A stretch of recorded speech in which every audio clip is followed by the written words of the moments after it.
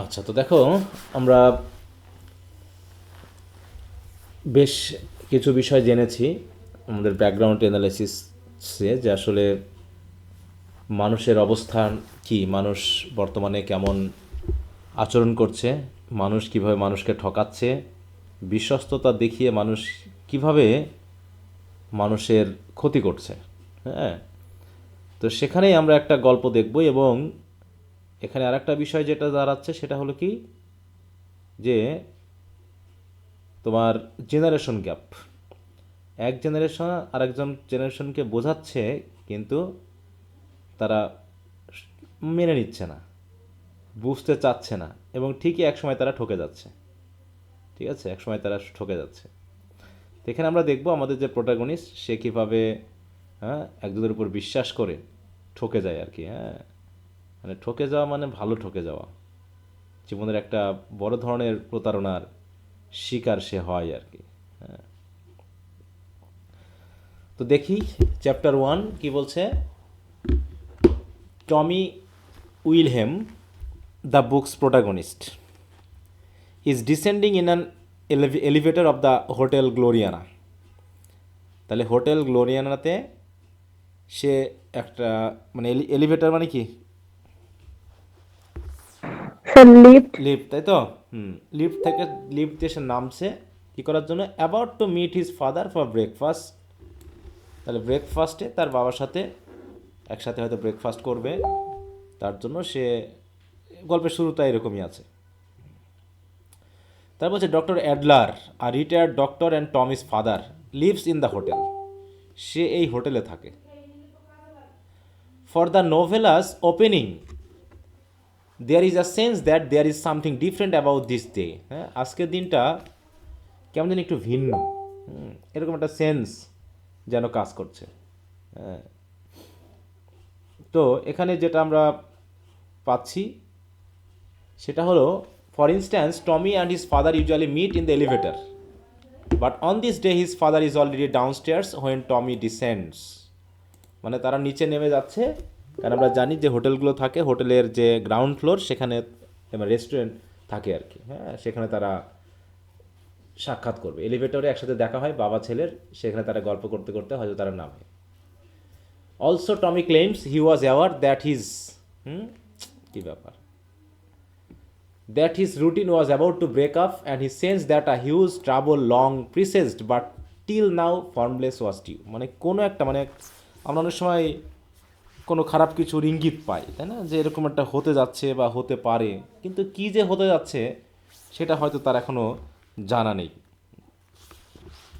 তো দেখো, আমরা যদি প্রথম আহ, দুই একটা পেজ একটু যদি রিডিং দিই, তাহলে জন্য ভালো হবে। আমি দাঁড়াও, আমি পিডিএফটা ইয়াতে পাইলাম না, এটা যে একটু ছবি তুলে, আমি একটু একটু ওয়েট করো, 1 মিনিট সময় দাও, আমি একটু কয়েকটা পেজের ছবি তুলে নিই। হ্যাঁ, সবাই কি শুনতে পাচ্ছ আমাকে? হ্যাঁ স্যার। জি স্যার। জি স্যার। আচ্ছা, কারণ এটা বড় ইয়া, তো এতগুলো তো পেজ ছবি তুলে পিডিএফ করাটাও কঠিন, আর তোমরা তো এগুলো পড়ো না। বই তো সবার কাছে আছে, মানে বই কিনেছি টেক্সট পড়ার জন্য, সবার কাছে কি আছে? জি স্যার। জি স্যার আছে। আচ্ছা,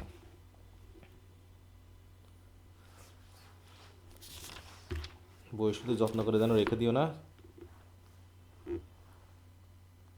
স্যার আপনারা এই পিডিএফটা একটু শেয়ার করে দিন তো। কোন পিডিএফ? এই যে এখন যে পড়াচ্ছেন সামারি ও, টাইপের। সামারি। ও, এটা দেওয়া হয়নি না, আমি এখনো দিই নাই। না, আচ্ছা, জি জি ঠিক না আছে, স্যার। আজকে দিয়ে দিব।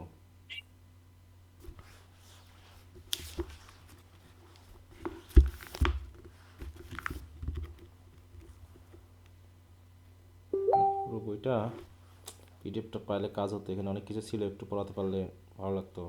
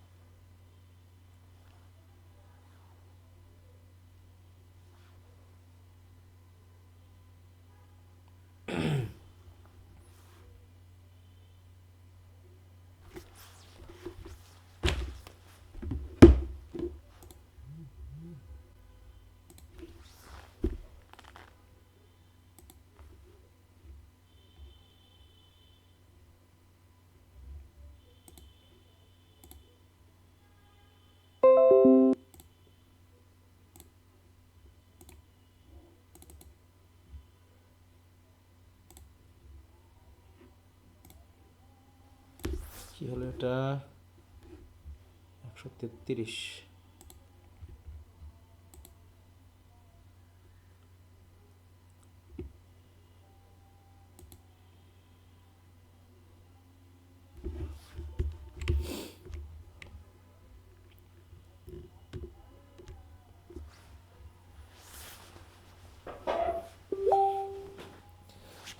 আচ্ছা, তো দেখো আমরা একটু শুরুর দেখে একটু পড়ি।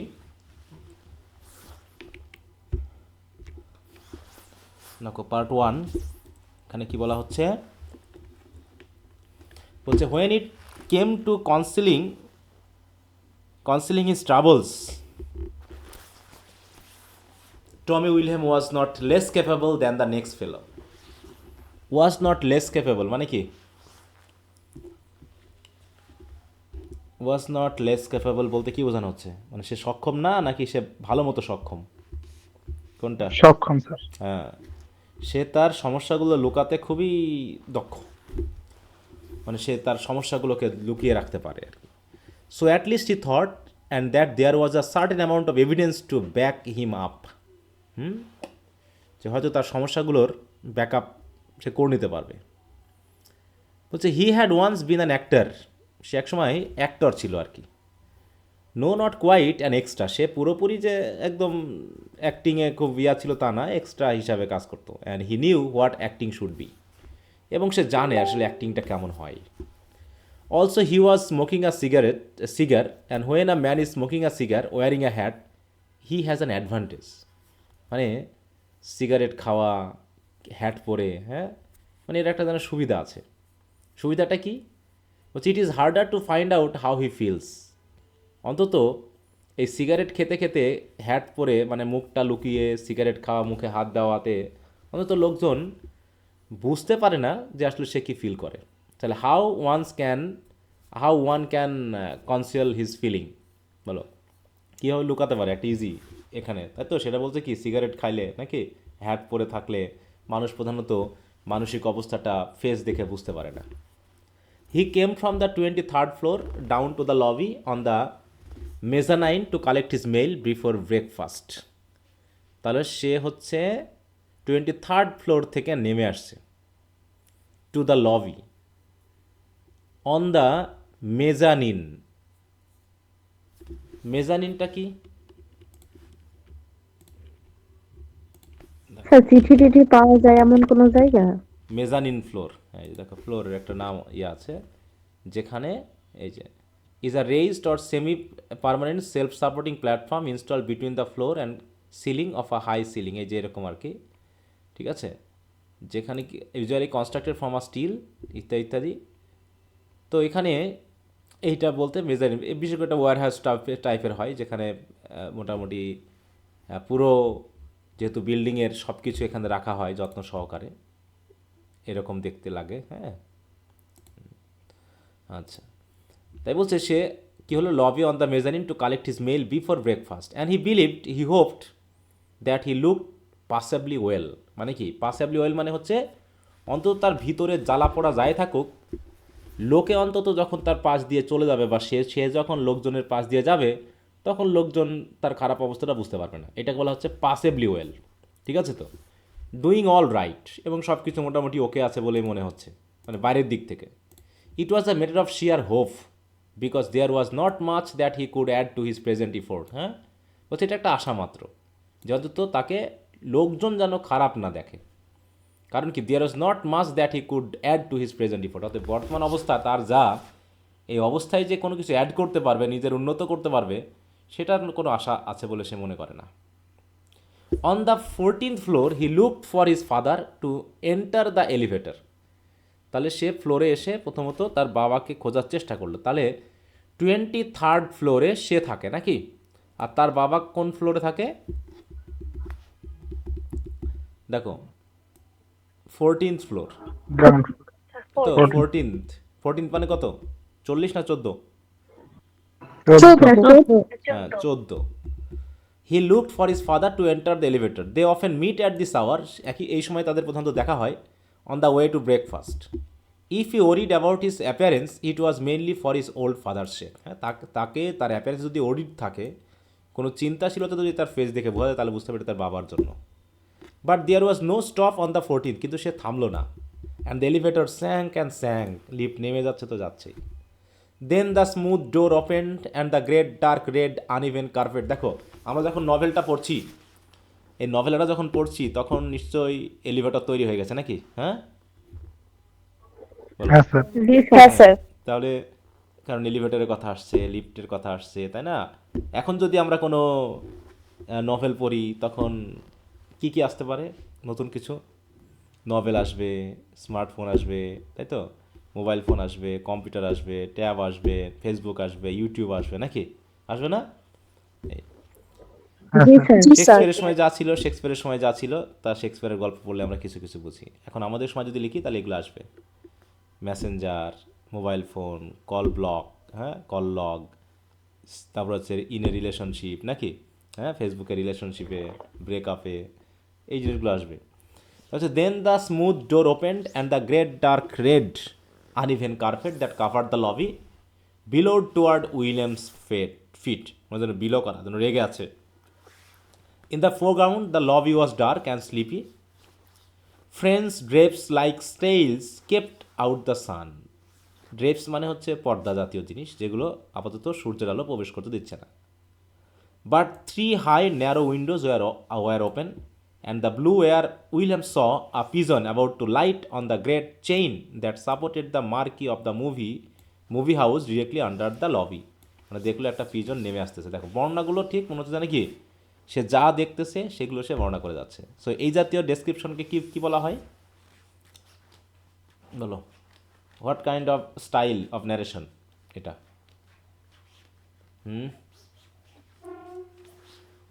Stream of consciousness. Stream of consciousness technique, তাই তো?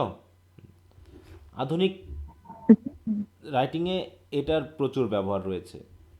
এখানে একজন তার ভিতরের কনসাসনেসটাকে, সে তার চিন্তার ফ্লোটাকে বর্ণনা করছে।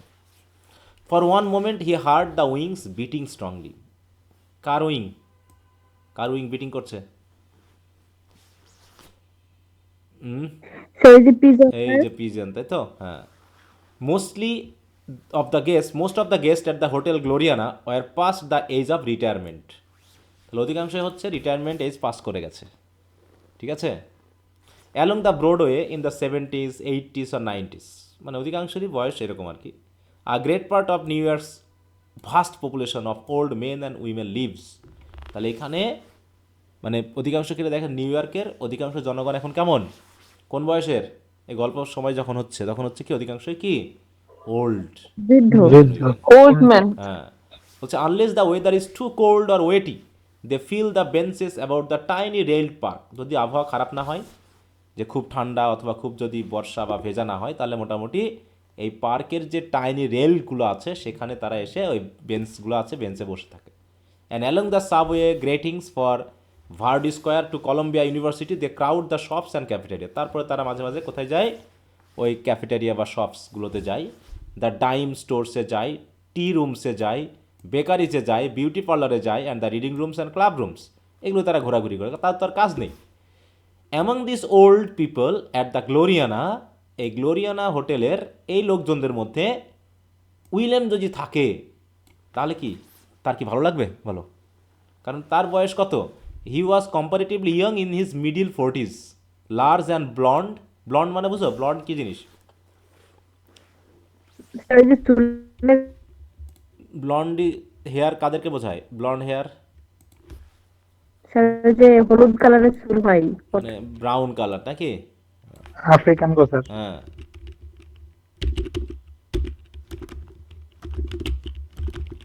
BLOND, blonde. ব্লন্ডি এরকম বানানটা হয়, পেয়া, এই যে এরকম যেটা দেখাচ্ছে ইমেজে, এই যে এরকম চুল, তাই তো?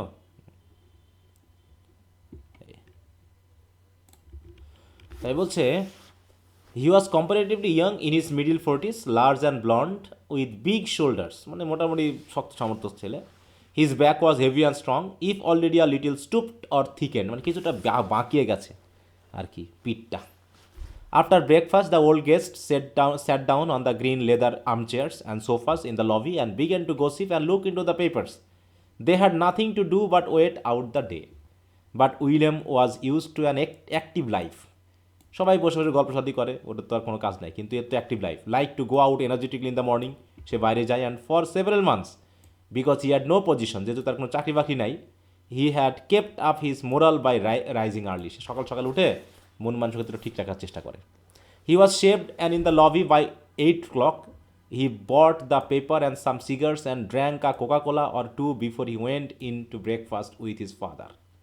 ফাদারের সাথে ব্রেকফাস্টে যাওয়ার আগে, after breakfast out to attend to business, এবং দ্য বাড়ি বিজনেসের জন্য। The getting out had in itself become the chief business, মানে তার একমাত্র বিজনেস হলো কি, মানে ব্রেকফাস্ট করার পর উঠে যাওয়া।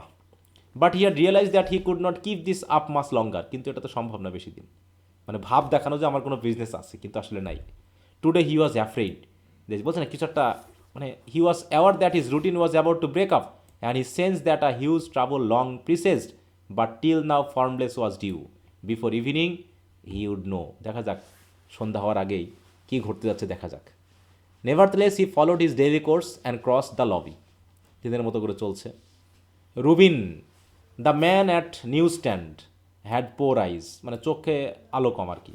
দে may not have been actually weak but they are poor in expression, বলছে যে চোখের জ্যোতি যে কম তা না, কিন্তু এক্সপ্রেশনে একটু week. Which Lassie Leeds that ফাল down at the corner, he dressed well, he did not seem necessary, he was behind the counter most of the time, বলছে তার ড্রেস ওয়েল না করলেও চলে, কারণ সে কাউন্টারের বাইরে মানে পিছনে বেশিক্ষণ থাকে। But he dressed very well, কিন্তু সবসময় সে ড্রেস ভালো পরে আর কি। He had on a rich brown suit, the cuffs embraced the hairs on his small hands. He wore a Countess Mara painted necktie, হ্যাঁ। As William approached, Rubin did not see him. He was looking out dreamily at the hotel, Ansonia, which was visible from his corner. Ansonia হোটেলকে দেখতেছে সেখান থেকে, several blocks away. The Ansonia, the neighborhood great landmark, was built by Stanford White.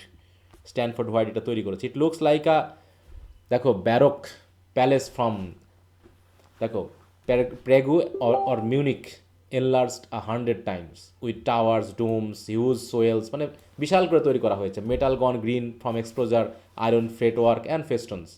Black televisions antenna are densely planted on its round summit, মানে অসংখ্য antenna ওখানে আছে। তৎকালীন সময়ে antenna কী করা হতো, টেলিভিশনে আমরা মোটামুটি এখন তো অ্যান্টেনা ইউজ করি না, করি বলো, কারণ আমরা ডিশ লাইন না ইউজ করলে স্যার। আর নিজস্ব সিঙ্গেল অ্যান্টেনা ইউজ করতে হয় না, কিন্তু তখন তো অ্যান্টেনা লাগতো, এবং অ্যান্টেনা বাঁশ দিয়ে কী করা হতো, টাঙানো হতো। তখন কি তোমরা জন্মাইছিলা বাঁশ দিয়ে টাঙানোর সময়? জি স্যার। আচ্ছা। জি স্যার, আমাদের ছিল। এবং বাঁশ ঘোরাতে হতো, বুঝতে পারছো না, ঝিরঝির করতো, ইয়া পাওয়া যেত না, জি স্যার দেখ। হ্যাঁ ওই রকম।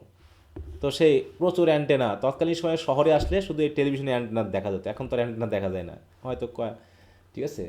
শহরে গেলে প্রত্যেকটা বাড়ির মাথার উপরে অ্যান্টেনা ঝুলতেছে, ঠিক আছে। গ্রামেও মোটামুটি চলে গিয়েছিল, কিন্তু খুব শীঘ্রই ডিশ অ্যান্টেনা চলে আসলো, আর দরকার পড়লো না।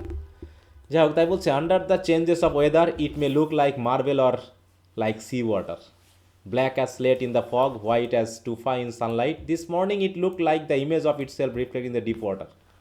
মানে দেখো, আমরা যে এখানে কি ডায়লগ বেশি না, জাস্ট একজনের মনের ভিতরে যে কী চলছে, এবং সে তার মানে চোখ দিয়ে যা দেখতেছে, যা কিছু চোখের সামনে আসতেছে, সেটাকেই কি করা হচ্ছে, ফ্লো করা হচ্ছে, স্ট্রিম করা হচ্ছে, না স্ট্রিম বা ফ্লো করা হচ্ছে, মানে বলে দেওয়া হচ্ছে, এটাই।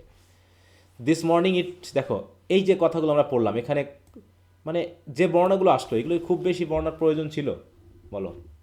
কোথায় কবুতর আসতেছে, কোথায় দূরে না স্যার। যাচ্ছে, কোথায় জানালায় ইয়া হয়েছে, চা হয়েছে, অল্পতেই শেষ করে দিলে পারতো স্যার। হ্যাঁ, অল্পতে শেষ করে দিলে পারতো না, কিন্তু বর্ণনাগুলো খেয়াল করো, এই বর্ণনাগুলো একটা মানে আছে। বর্ণনাগুলোর মানে হলো, তুমি একজনের কথা বলা, একজনের চিন্তাভাবনা দিয়ে তার পার্সোনালিটি এবং তার অ্যাক্টিভিটি এবং তার ভবিষ্যৎকে তুমি বিবেচনা করতে পারবা, ঠিক আছে। তুমি তোমার বন্ধুর সাথে বসে গল্প করেই তুমি তার মেন্টালিটিকে কিন্তু ধরতে পারবা কিনা বলো? জি স্যার, যে সে কী সম্ভব। জাতীয় শব্দ চয়ন করে, কি কথাবার্তা সে বলে, এবং তার চিন্তাভাবনার অধিকাংশ জায়গা কী জাতীয় চিন্তাভাবনায় পূর্ণ থাকে, তাই তো? মানে কি নিয়ে তার চিন্তাভাবনা। হ্যাঁ, অধিকাংশ দেখা যাচ্ছে ছেলেমেয়ে এখন আছে, বিশেষ করে ছোটো ছেলেমেয়ে স্কুল গোয়িং যারা আছে, কী নিয়ে গল্প করে অধিকাংশ বলে, মনে করে একসাথে যদি তারা বসে, কী নিয়ে গল্প করে অধিকাংশ ছেলে মেয়ে? Sir video game. হ্যাঁ, ভিডিও গেম, হয়তো বা ফেসবুক অ্যাকাউন্ট, না এগুলো এগুলো খুব কমই আছে যারা তাদের বর্তমান সময়ের প্রয়োজনীয় যে পড়াশোনা সেটা নিয়ে গল্প করে, খুব কম আছে। ঠিক আছে, স্যার টিকটক। হ্যাঁ টিকটক তো করেই, ছেলে মেয়ে তো টিকটক করেই, হ্যাঁ, ওটা তো আর কিছু বলার নেই। এখন তো সবাই আমরা মোটামুটি ভাইরালের অপেক্ষায় আছি, নাকি সবাই আমরা ভাইরাল হতে চাই, হ্যাঁ ভাইরাল হতে চাই, ভাইরাল হয়ে কিছু ইনকাম টিনকাম বাচ্চারা এখন করতেছে, তাতে তো মোটামুটি আরও সমস্যা। এই বয়সে ইনকাম করাটা খুব কঠিন, মানে কঠিন না, ইনকাম করাটা খুব মানে কী বলবো ধ্বংসের একটা কারবার যদি নিজেকে নিয়ন্ত্রণ করতে না পারা যায়। ঠিক আছে, তো যাই হোক, তা এখানে দেখো এটা এটুকু পড়লাম এই কারণে যে আমরা দেখো শুধুমাত্র সে ওই কত মানে তার উপর বিল্ডিং থেকে নিচতলায় আসবে, এই আসতে গিয়েই চোখের সামনে যা কিছু আসছে, তার মনের ভিতরে যা চিন্তাভাবনা এসেছে সেটাকেই সে জাস্ট বলে গেছে, এবং এটা বলছে রাইটার, তাই তো তার হয়ে, মানে থার্ড পার্সন পার্সপেক্টিভে এটা আলোচনা। মনে হচ্ছে যেন একজন ক্যামেরাম্যান, এটা এমন মনে হচ্ছে না যে একজন ক্যামেরাম্যান এই তোমার উইলিয়ামের চরিত্রকে স্ক্যান করতেছে, তাই না? এবং সে কি দেখতেছে, সে কি বলতেছে, সে কি চিন্তা করতেছে, সব কিছু মনে হচ্ছে যেন যে লিখতেছে সে সব জানে, নাকি? হুম, এরকম না জি ব্যাপারটা? স্যার। হুম, হ্যাঁ স্যার। মানে দেখতেছে, ভাবতেছে সব কিছু উইলিয়াম, কিন্তু তাকে হি হিসাবে বর্ণনা করা হচ্ছে।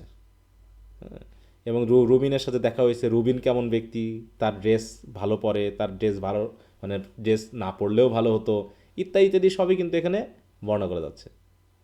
হ্যাঁ, তাই বলছে দেখো, the together the two men gazed at it, মানে দেখলো দূরে, হ্যাঁ, যে অনেকটা কেমন লাগছে। Then Rubin said, your dad is in the in to breakfast already, the old gentleman বলছে, অলরেডি তো ব্রেকফাস্টে চলে গেছে তোমার বাবা। বলছে, oh yes, ahead of me today, আজকে আমার আগেই চলে গেছে। That's a real knock out shirt you got on, ও কি সুন্দর তোমার নক আউট শার্ট, মানে নক আউট শার্ট মানে কি দেখি তো, নক আউট শার্ট বলতে কি বোঝায়?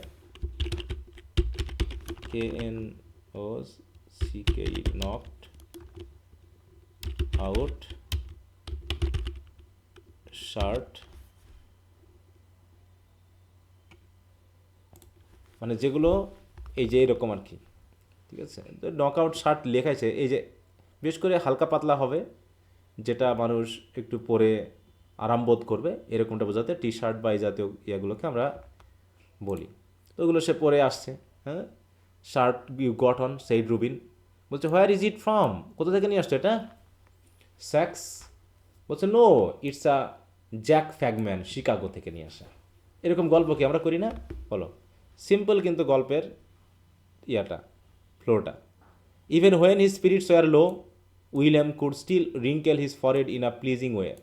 সাম অফ দ্য স্লো সাইলেন্ট, দেখো কথা একটুখানি হইলো, হয়ে আবার ঢুকে গেল তার ইনার সাইডে। Some of the slow silent movement of his face were very attractive, he went back a step as if to stand away from himself and to get a better look at his shirt, দেখার জন্য, হ্যাঁ। His glance was comic, a comment upon his untidiness. He liked to wear good clothes, but once he had put it on, each article appeared to go its own way. মানে কোনো পোশাক পরলেই তার নিজের মতো মানিয়ে যায় কেমন জানি। উইলিয়াম লাফিং panted a little. His teeth were small, his cheeks, হ্যাঁ, when he laughed and puffed grew round, মানে হাসলে তার গালগুলো গোল হয়ে যায়।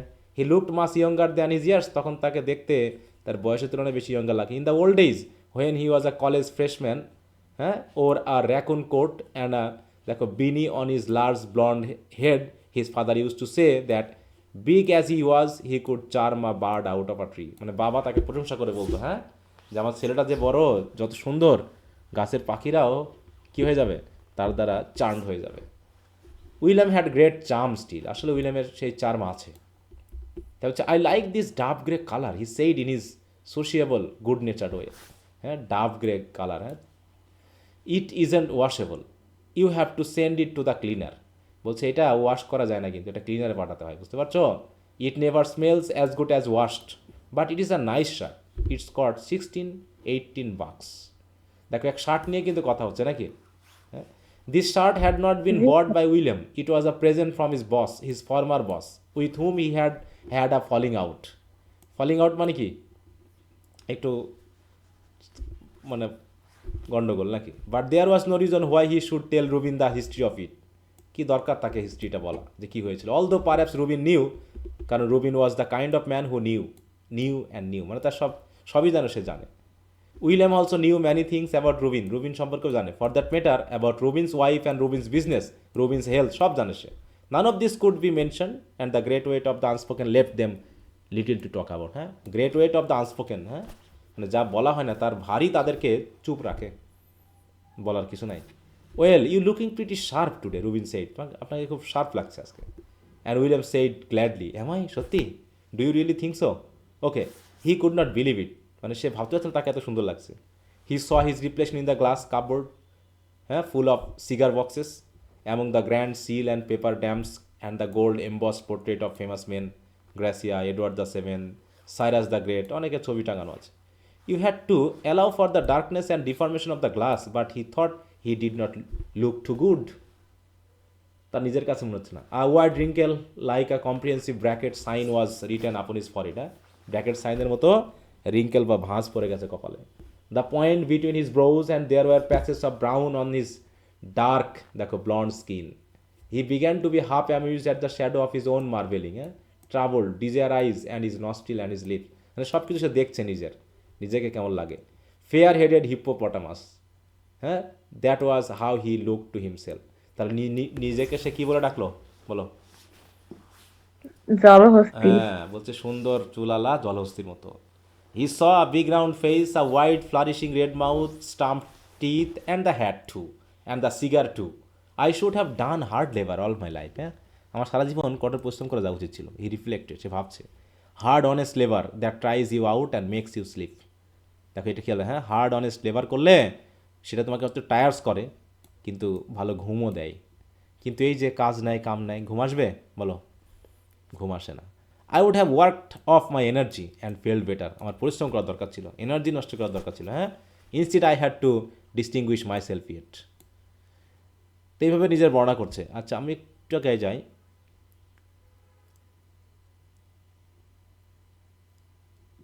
দেখো, সে স্টার হওয়ার একটা ইচ্ছা ছিল, হ্যাঁ, দেখো, he had put fourth plenty of effort but that was not the same as hard working, মানে সে একটা কাজ করতে চেয়েছিল কিন্তু সেটা হার্ড ওয়ার্কিং কাজ না। And if a young man he had, দেখো, got off a bad start it was due to his very same face. বলছে একজন ইয়ং ম্যান হিসাবে যদি তার জীবনের শুরুটা ব্যাড হয়, আসলে এটা ছিল তার কিসের জন্য? তার জীবনের শুরুটা খারাপ হলো কিসের জন্য বলো? স্যার ওই যে ইচ্ছা করে বাবা মার কথা না শুনে স্যার ওই যে না, ওখানে নাই, বলিউডে যে এই লাইন অনুসারে এটা হচ্ছে তার ফেসের দেখতে কারণে। সুন্দর হওয়ার জন্য, হ্যাঁ, দেখতে সুন্দর ফেস হওয়ায় ভালো হওয়ার তার জন্য। জীবনের মানে একটা ক্ষতি ডেকে আনছে, বুঝতে পারছো? যে মেয়েরা বা যে ছেলেরা হ্যান্ডসাম হয় বা মেয়েরা সুন্দরী হলে তারা বেশি দূর যেতে পারে না, বুঝতে পারছো? কারণ বাবা মা দেখে ও, দেখে জি শুনে একটা ভালো ছেলে বিয়ে দিয়ে দেয় নাকি? হুম। জি স্যার। আর ছেলেরা যদি হ্যান্ডসাম ট্যান্ডসাম হয় তাহলে অনেক মেয়ে তারা প্রেমে পড়ে যায়, হ্যাঁ, অথবা সে নায়ক হওয়ার চিন্তাভাবনা করে, হ্যাঁ, নিজেকে সেলিব্রিটি করার চিন্তাভাবনা করে, এই জন্য তাদের শুরুটা ব্যাড হয়। হচ্ছে early in the 1930s because of his striking looks. 1930s, হ্যাঁ, 1930s মানে কি 1900 কত, 30 দশকে নাকি? Because of his striking looks, তাকে দেখতে খুব আকর্ষণীয় বিদায় he had been very briefly consider star material, হ্যাঁ, তাকে সবাই স্টার ভাব দিত। He had gone to Hollywood, হলিউডেও সে গিয়েছিল। There for 7 years stubbornly he had tried to become a screen artist. Long before that time his ambition or delusion had ended, কিন্তু সব শেষ হয়ে গেছে। But through pride and perhaps also through laziness he had remained in California. সেগুলো পারছে না, তারপরে হয়তো তার ওই যে এখন ফিরে যাবে না সেই গর্বে বা অহংকারে, আর তার অলসতার জন্য সে এখনও ক্যালিফোর্নিয়াতে পড়ে আছে। At last he turned to other things, but those 7 years of persistence and defeat had unfitted him somehow for trade and business. এখন সে অন্যান্য কিছু করতেও পারছে না, আনফিট হয়ে গেছে। And then it was too late to go into one of his professions, এবং কোনো প্রফেশনও সে যোগ দিতে পারছে না। এই জায়গাটা একটা গুরুত্বপূর্ণ বিষয়, হ্যাঁ। এই সময়ে অনেকে অনেক ভুল করে এই সময়ে, হ্যাঁ। মনে রাখবা যে তোমার অনার্স 4th ইয়ার থেকে মাস্টার্সের রেজাল্ট পর্যন্ত, ঠিক আছে তো, অনার্স 4th ইয়ার থেকে মাস্টার্সের রেজাল্ট পর্যন্ত এই সময়ে তুমি তোমার যে চিন্তাভাবনা করবা সেই জীবনটা তোমার সেইভাবে হবে, ঠিক আছে? অনেকে এই সময় অনেক জি স্যার। ভুল সিদ্ধান্ত নিয়ে ফেলে, অনেকে এই সময়ে খুব এলোমেলো হয়ে যায়, হ্যাঁ। তারপরে এক সময় পিছন ফিরে দেখে 4-5 বছর চলে যাওয়ার পর যে হায় রে আমার এটা করা উচিত ছিল না, এটা করা উচিত ছিল। ঠিক আছে, অনেককে ভুল করতে দেখছি স্টুডেন্টদের মধ্যেও, আমিও নিজেও করেছিলাম। তারপরেও যা হোক অনেকটাই করেছি। মানে ভুল সিদ্ধান্ত নেওয়াটা খুব কঠিন জীবনের মোড়গুলোতে, ভুলগুলো যাতে না হয় এর জন্য নিজের সিদ্ধান্তটা খুব বেশি জরুরি নেওয়া, হ্যাঁ, অন্যের উপরে না। এবং এই সঠিক সিদ্ধান্তটা একমাত্র তুমি নিতে পারো তুমি যদি নিজের জীবনকে ভালোবাসো, যে তুমি আসলে কী করতে চাও। হতাশ হওয়া যাবে না। অধিকাংশ আমাদের ছেলে মেয়ে হতাশ। ঠিক আছে, জি স্যার। একদল চেষ্টা করবে বাইরে যাওয়ার জন্য, দিয়ে বাইরে যেতে পারবে না। আর এক দল চেষ্টা করবে হচ্ছে সময়গুলোকে আগে যাক, অনার্স টনার্স শেষ হোক, তারপর দেখা যাবে কিছু করা যায় কিনা, মাস্টার্স পর্যন্ত কিছু করা যায় কিনা। মোটামুটি আবার লেজিনেস, এই যে এখন দেখো তোমরা লেজি অবস্থায় কিন্তু সময় নষ্ট করতেছো। না তোমরা একাডেমিক পড়াশোনা করতেছো, না তোমরা তোমার ভবিষ্যতের জন্য তুমি কি হতে চাও সেটা ঠিক করছো। এখানে কেউ কি আছো যে তুমি ঠিক করে ফেলেছো আমি এই জিনিসটা হবই হব? কেউ কি আছো বলো? কার সেই স্ট্রং উইলটা আছে যে আমি স্যার এটা হতে চাই? এরকমটা ফিক্স করে ফেলেছো কেউ? স্যার আমার ইচ্ছা আছে। কি জিনিস? স্যার আমার খুব ইচ্ছা আমি ব্যাংকে চাকরি করব। হ্যাঁ, ব্যাংকে চাকরি করবা, তাই তো? অবশ্যই। হ্যাঁ মানে আমার খুবই ইচ্ছা। আচ্ছা, ইচ্ছা তো ঠিক আছে, তুমি এর জন্য কি করতেছো? তুমি ব্যাংকে স্যার চাকরি আমি করার থেকে কি এখন বুঝেছো, মানে কি সিদ্ধান্ত নিয়েছো? স্যার এখন আমার একাডেমিকের পাশাপাশি আমি চেষ্টা করছি। মানে চেষ্টা, এই এবং শব্দটা বাদ দিতে হবে। চেষ্টা মানে পড়াশোনা স্যার শুরু করছি এক কথায়। আমি এই জন্য আপনাকে বললাম, আমি হয়তো চুপ করে থাকতে পারতাম, ভাবলাম যে না আমি আমার মতো করে আমার হ্যাঁ, মানে সাহসটা শেষটা দিতে দিয়ে হবে। তুমি চেষ্টা যেটা করছি। বলবা সেটা কিন্তু তোমাকে বলতে হবে। তুমি না যদি না স্যার বলো, আমি আমি শুরু হ্যাঁ, করছি আর কি পড়াশোনা, মানে আমি দুইটাই ভালোভাবে মানে চেষ্টা করছি, চেষ্টা মানে করছি আর কি। হুম, স্যার চেষ্টা বলতে নিষেধ করলেন, হুম, হুম, করছি স্যার। হ্যাঁ, চেষ্টা কথাটা আমি মানে সে রাজনৈতিক কথাবার্তা বলে মনে করি, কারণ চেষ্টা শব্দের সাথে একটু মানে থাকে, মানে এও এও থাকে, বুঝতে পারছো? ওটা তুমি যে কোনো সময় চেঞ্জ করে না বলতে স্যার পারো। চেষ্টা না, আমি হ্যাঁ, পড়াশোনা করছি এই জন্য মানে আনমিউট করে আপনাকে বললাম আর কি, নিজের হ্যাঁ, সাহস থেকে। না সেটাই। এবং তোমাকে এটা হতে হবে, এটা হলো ব্যাপার, যে হ্যাঁ আমি স্যার এটা হব। আমি নিজের উপরে আমি আপনি যেটা বললেন যে বিশ্বাস হারানো, হুম, আমার লাইফে একটু সমস্যা আছে, আমার বাবা একটু অসুস্থ। হুম। তো সেই দিক দিয়ে আমি নিজেকে একদম দেখি কতদূর কি করতে পারি, যার ছাড়বো জীবনে না। সমস্যা আছে সে সবচেয়ে শক্তিশালী মানসিকভাবে, আমি এটা বিশ্বাস করি। ঠিক আছে তো?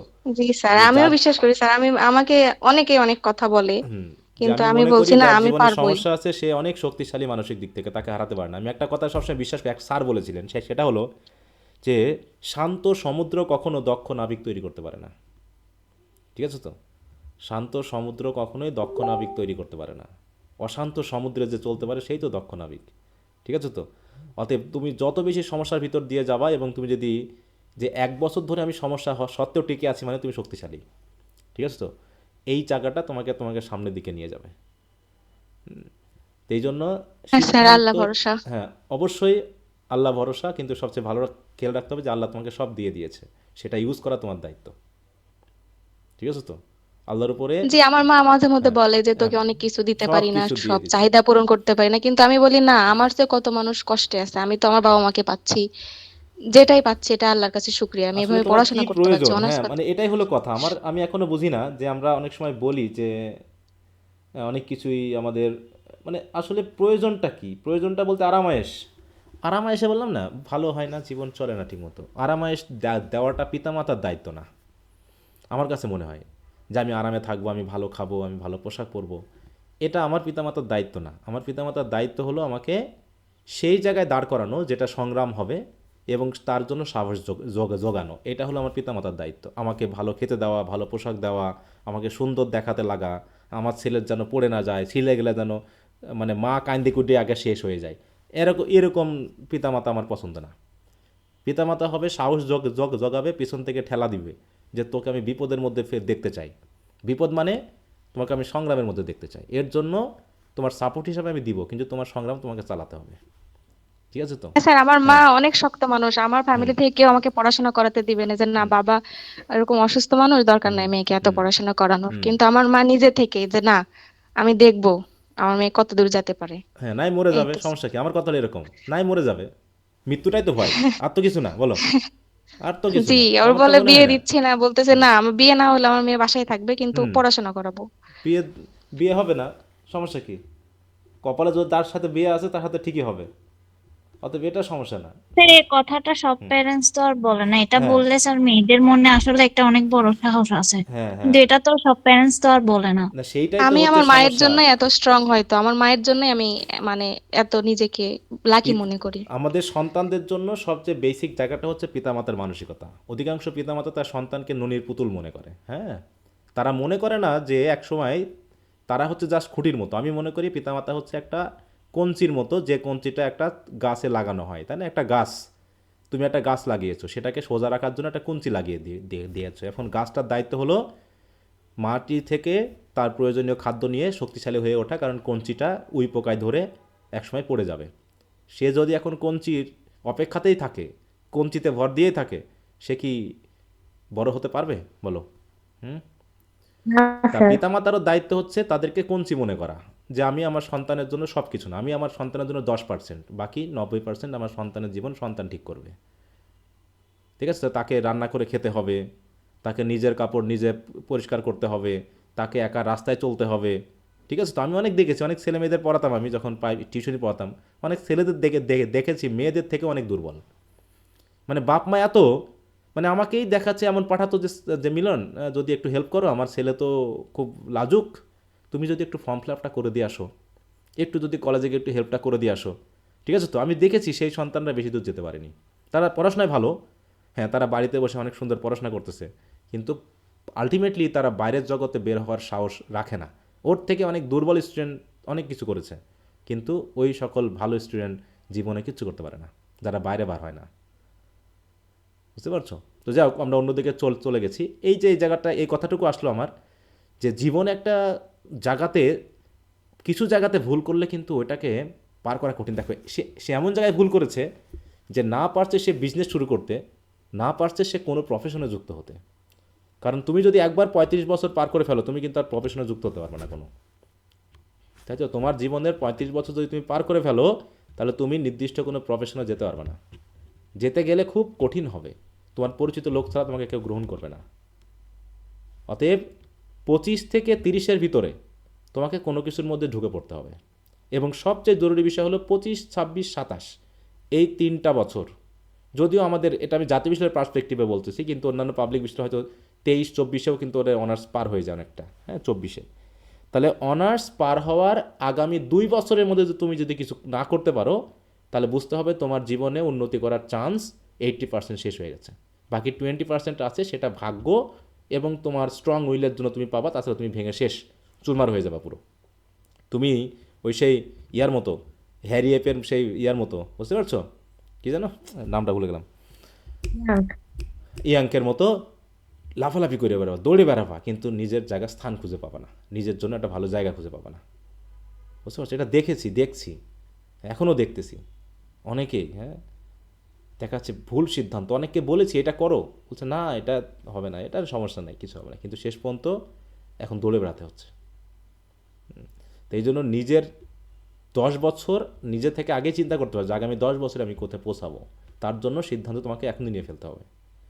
তা নাহলে, এবং ভুল সিদ্ধান্ত নেওয়া যাবে না। ভুলটা কি, তুমি অনেক জাঁকজমক এবং চাকচিক্য আশা করতে পারো অনেকেই, কিন্তু সেটা তোমার জন্য হয়তো নাও হতে পারে। কিন্তু এমন কিছু বাছাই করো যেটা চাকচিক্য না, কঠিন একটা জায়গা, যে কঠিন জায়গায় অনেক প্রতিযোগী কম, কঠিন জায়গায় প্রতিযোগী কম, সেই জায়গায় তুমি যদি টিকতে পারো, তাহলে তুমি অনেক বড় জায়গায় পৌঁছাবা। সহজ জিনিস সবাই চাই, হ্যাঁ। তো যাই হোক, হি had bin slow two mature. দেখো, তার ম্যাচুরিটি আসতে গিয়ে তার স্লো হয়েছে।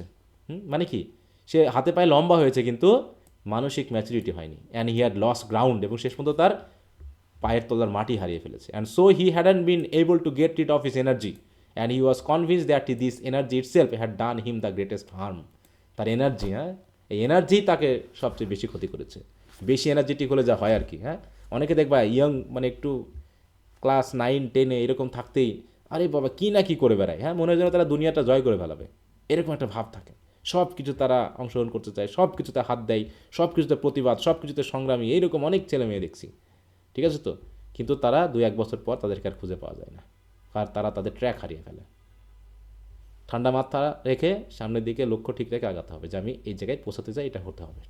যদি অনেক সময় লক্ষ্য ছাড়াও আমরা পৌঁছে যাই, যদি তোমার কি থাকে, চলার শক্তি থাকে। কারণ পথই তো পথ সৃষ্টি করে, নাকি? তুমি বসে বসে কি পথ তৈরি করতে পারবা বলো? তুমি কি বসে বসে বলতে পারো তুমি কোথায় যাবা? তুমি বলতে পারবে না। তুমি হাঁটতে শুরু করলেই তোমার পথ তৈরি হয়ে যাবে। তো সেরকম যেমন আমার আমার যেটা হয়েছে, আমি এখানে আসবো এরকম কোনো ইচ্ছাই ছিল না, কিন্তু এখানে আসার পিছনে আমি যেটা মনে করেছি সেটা হলো যে সামনের দিকে ঝোঁক নিয়ে এগিয়ে যাওয়া। অনেক ভুল করেছি। ভুল করেছি কেন? কারণ ওই যে বেশি ঝোঁক নিয়ে আগাতে গেছি, ভুল করেছি, কিন্তু মানে সাহস করেছি বলে হয়তো এক জায়গায় বড় জায়গায় একটু জায়গায় পৌঁছেছি। তাছাড়া ভুল করব না, তাই তো ভুল হবে এই ভয়ে যদি আমি কাজ না করতাম তাহলে কি হতো বলো? হুম?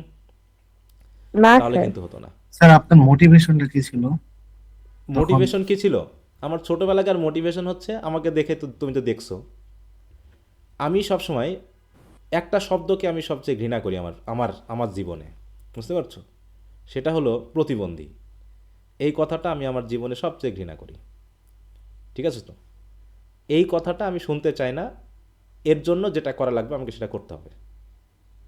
মৃত্যুই হলো আমার শেষ। মরতে আমি অবশ্য ভয় পাই না।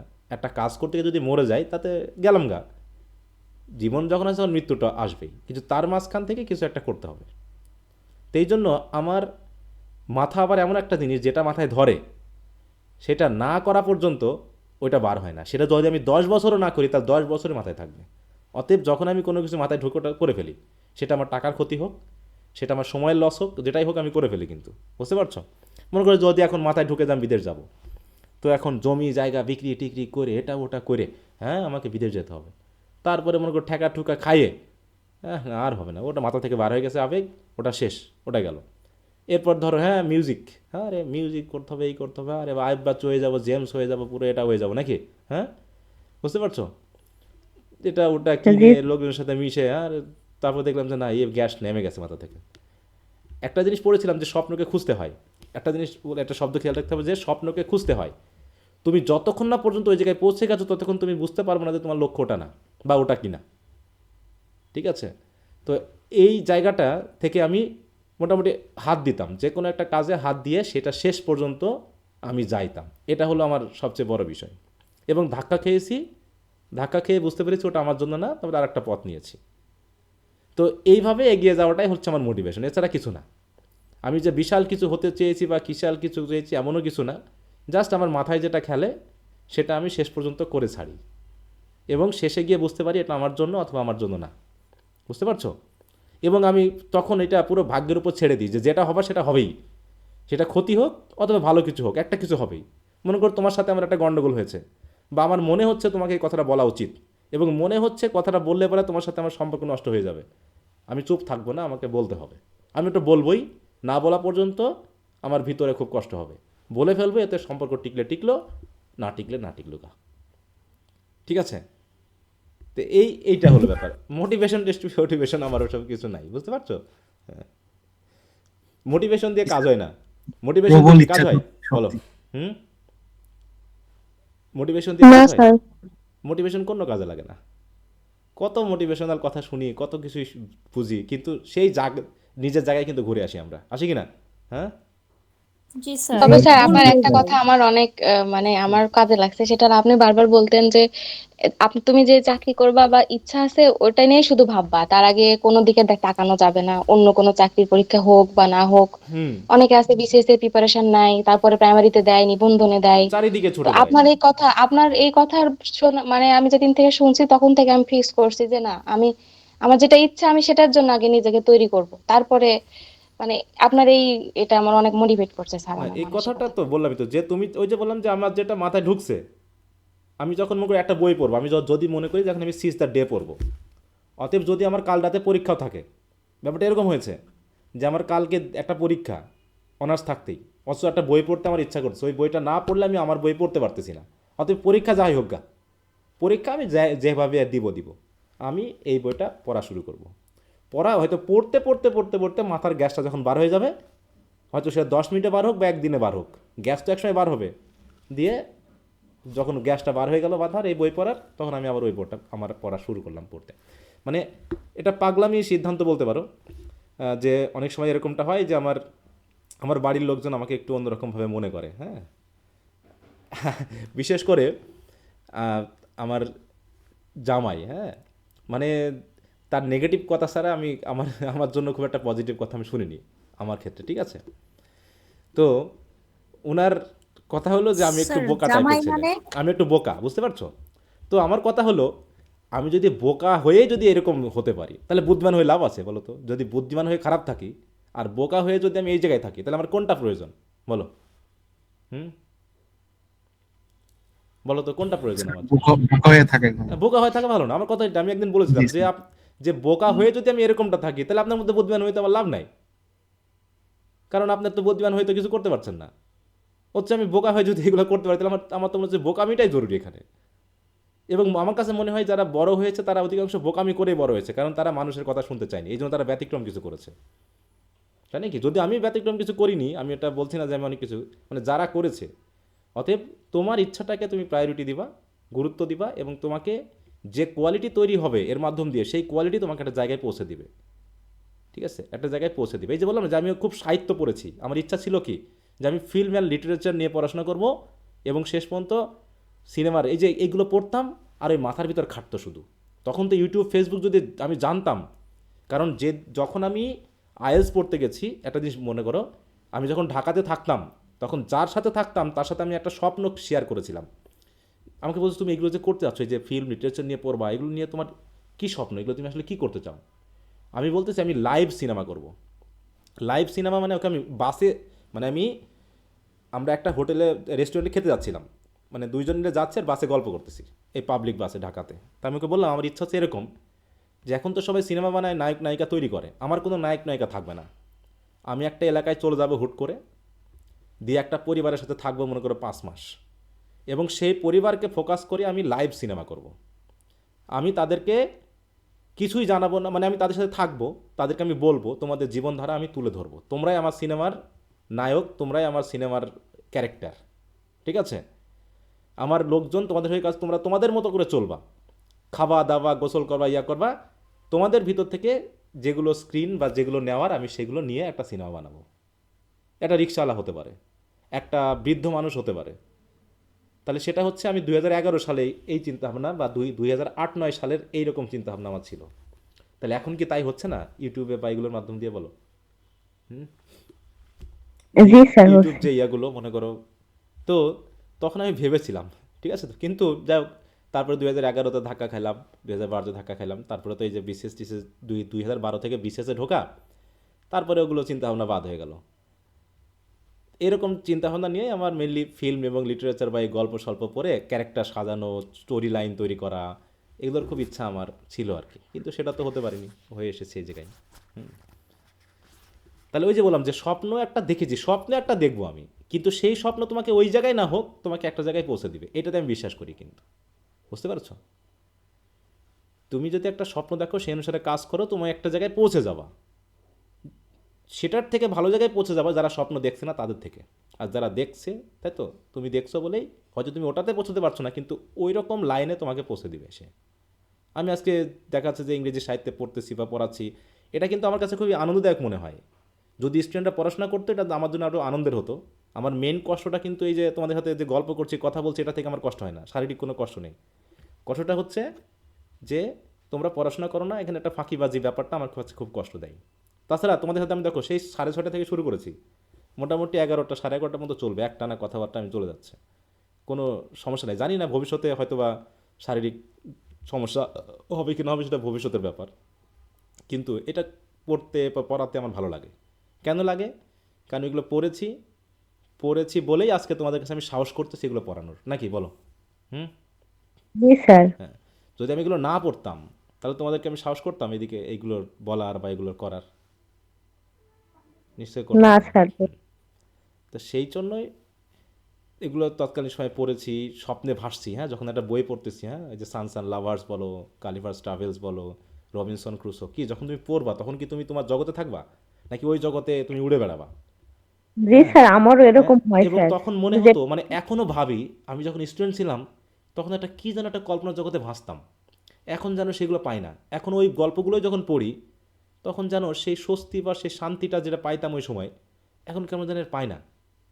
হ্যাঁ, যখন রবিনসন ক্রুসো পড়েছি, মনে হচ্ছে যেন ওই, আমি যেন ওই জগতেই চলে গেছি, এবং ওই জগতে না যেতে পারার যে একটা মানে যদি যেতে পারতাম তাহলে ভালো হতো, একটা আকাঙ্ক্ষা কাজ করতো।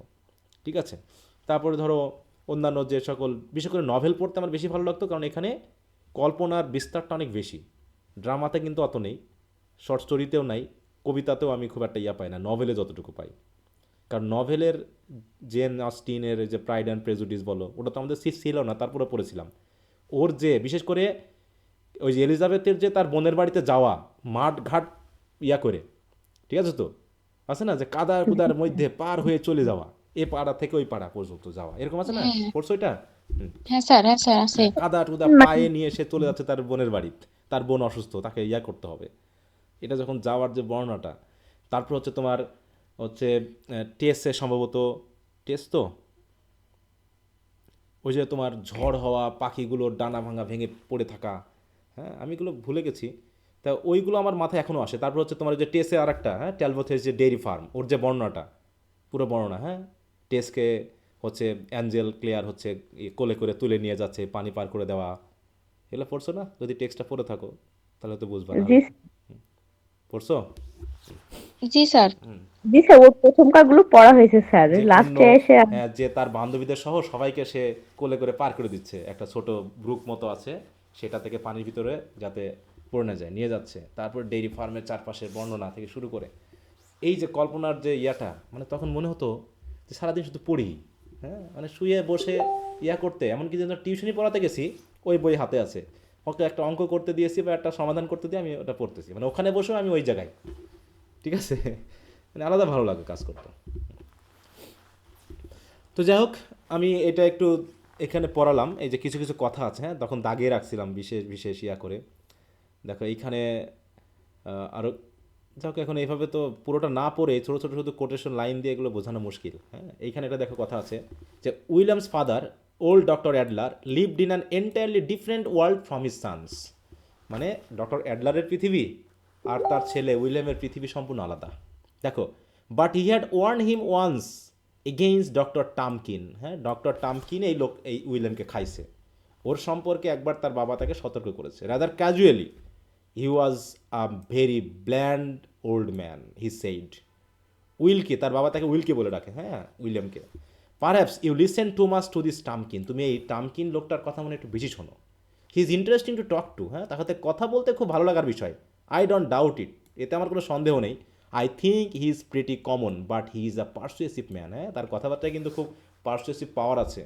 However I don't know how reliable he may be, তার কথাবার্তা দেখে আমার কাছে মনে হয় তার উপর নির্ভরশীল হওয়া কিন্তু ঠিক হবে না। দেখো তাহলে বাবার অভিজ্ঞতা দিয়ে সন্তানকে সাবধান করছে যে কী করা উচিত, কিন্তু it made William profoundly bitter that his father should speak to him with such determent about his welfare. দেখো তারা ভাবতেছে যে, মানে উইলিয়াম ভাবতেছে যে টার্ম কিন্তু আমাকে ভালো পথ দেখিয়েছে, এটা আমার জীবনের জন্য উন্নতিকর হবে, হ্যাঁ আমার জন্য ওয়েলফেয়ার হবে, আর বাবা আমার এই ওয়েলফেয়ারের বিরুদ্ধে কথা বলছে। Doctor Adler like to affair affable, his own son, his own and only son could not speak his mind and ease his heart to him। মানে সে ভাবতেছে আমার ছেলে, হ্যাঁ আমার নিজের ছেলে, হ্যাঁ তার নিজের কথাগুলো আমাকে বলতে পারছে না। দেখো হ্যাঁ, could not speak his mind, মানে তার মনের কথা আমাকে বলতে পারছে না। Is is hurt to him, I would turn to Tamkin, দাঁড়াও আমি টামকিনের সাথে কথা বলবো। If I could turn to him at least Tamkin sympathises with me and tries to give me a hand. দেখো তাহলে বাবা পারতেছে না, আমি তাহলে সে ভাবতেছে টামকিন তো আমার সাথে সিম্প্যাথাইজ করেছে, tries to give me a hand, আমাকে সাহায্য করার চেষ্টা করছে। Whereas dad does not want to be disturb, কিন্তু আমার বিষয়ে ড্যাড যেন কোনো কিছু ভাবেই না। আসলে কি তার ড্যাড তার জন্য ভাবে না বলো? ভাবে স্যার, ভাবে, কিন্তু কিন্তু ভুল অন্যভাবে ভাবে। এই জন্য তার ড্যাডের ভাবনাটা তার কাছে নিজের বলে মনে হচ্ছে না, ঠিক আছে? তো এরকমটা হয় না আমাদের অনেক ক্ষেত্রে, যে বাবা আমাকে বলছে একটা জিনিস, সিদ্ধান্ত দিচ্ছে, কিন্তু না আমাকে আরেকজন আরেকটা বুদ্ধি দিচ্ছে, আমি ওর পথে চলতে আছি, কিন্তু আমার বাবা যেন ওই পথটা আমার জন্য খারাপ। কিন্তু যখন আমি আমার সন্তানকে ওই কথা বলছি, তখন মনে করছে আমি হয়তো তার পথে বাধা হয়ে দাঁড়াচ্ছি, তখন ওই ব্যক্তি হচ্ছে ভালো। এটা বিয়ের ক্ষেত্রে হয়, হ্যাঁ তারপরে চাকরি বাকরির ক্ষেত্রে হয়, পড়াশোনার ক্ষেত্রে হয়, হ্যাঁ বুঝতে পারছো? তবে আমার জি পড়াশোনার ক্ষেত্রে আমার দাদু খুব চ্যালেঞ্জিং ছিল, বুঝতে পারছো? মানে আমার বন্ধু বান্ধবদের কিছু দেখলে সে আমাকে সে বলতো, মনে করে এরকমটা ছিল, আমি মেহেরপুরে সরকারি কলেজে যখন পড়তাম এইচএসসি লেভেলে, তো বন্ধুদের সাথে মেসে গেলাম। তো মেসে গিয়ে আমার মনে হলো যে ওখানে শুধু সময় নষ্ট হচ্ছে, বন্ধু বান্ধবরা ঘুরতে যাওয়া, মেসে একসাথে গল্প করা আমার ভালো লাগলো না। 2-3 মাস থাকার পর আমি বাড়িতে চলে আসলাম। তখন আমার দাদু বলতেছে, মানে একজনকে খুব টার্গেট করতো আমার দাদু, বুঝতে পারছো? তার নাম ছিল হচ্ছে টমাস। তো বলছে, তুই বাড়ি চলে আসলি কে? আমি বলছি বাড়ি চলে আসলাম, ওখানে পড়াশোনা হচ্ছে না, সবাই গল্প মজাই করে। বলছে ও কিন্তু পড়াশোনা করে না, ও কি পড়াশোনা করতেছে না?